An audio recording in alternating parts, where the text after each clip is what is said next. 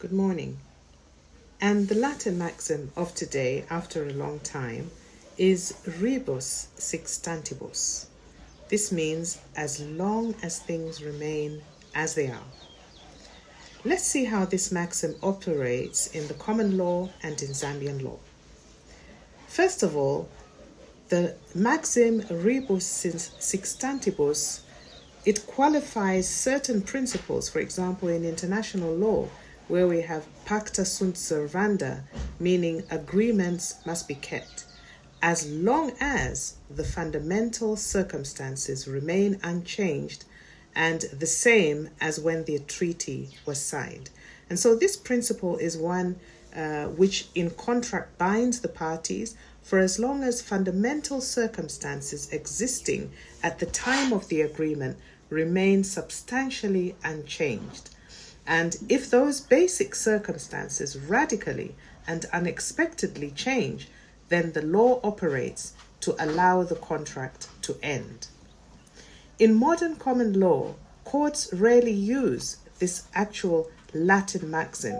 However, the concept survives through the doctrine of frustration. In Zambian case law, the doctrine of rebus sic stantibus was applied in the case of Sam Amos Mumba versus Zambia Fisheries, where the High Court affirmed that where an unforeseen event makes performance of a contract impossible, the contract is treated as frustrated, and the Act, which is Chapter 73, would then apply in the settlement of any financial issue.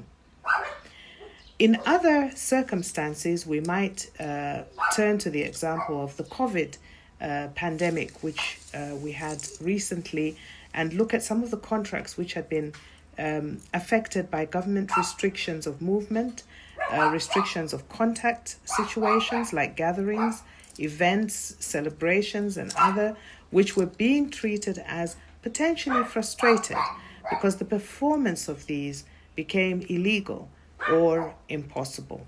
And so that is a modern illustration of the doctrine rebus sic stantibus in action. In conclusion, this doctrine obliges parties to be bound only while the essential circumstances surrounding the contract remain unchanged. And in common law, this operates through the doctrine of frustration, as shown in the cases Taylor versus Caldwell, Krell versus Henry.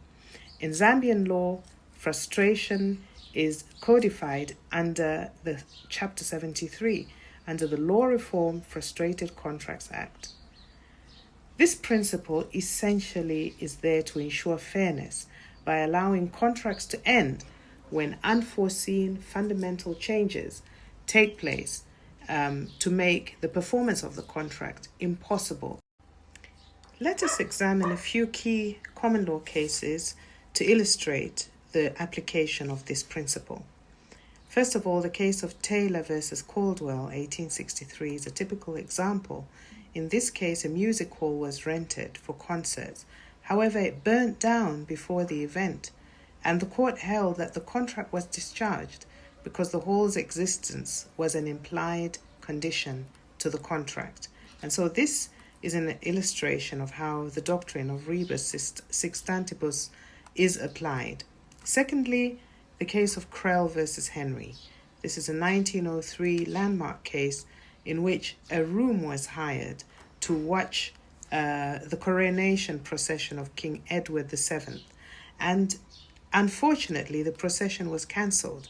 And so the purpose of the contract then disappeared, and therefore the contract was frustrated because the fundamental basis upon which this contract was established had changed radically. How is the application of this Latin maxim in Zambia?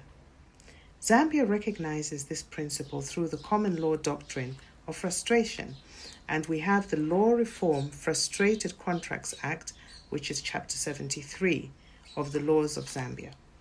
In this act, it applies after a contract has been frustrated, and it regulates the consequences, such as when money is paid before the frustration, it can be recovered, or the court can allow recovery for expenses and benefits which have been received based on a frustrated contract. Although the Act explains the consequences, the test for frustration itself still originates from the English common law and from the doctrine itself. So we see that in the case of... So that was the Latin maxim of the day, a maxim which has now been brought into modern common law through the doctrine of frustration, rebus sextantibus. A contract is only valid, or a treaty between nations is only valid, while the essential fundamental circumstances which existed at the time of the signing of the contract or treaty remain unchanged. And so even in international law, the doctrine pacta sunt servanda is conditional to circumstances remaining unchanged between the nations. And that is your Latin maxim of the day, rebus sextantibus.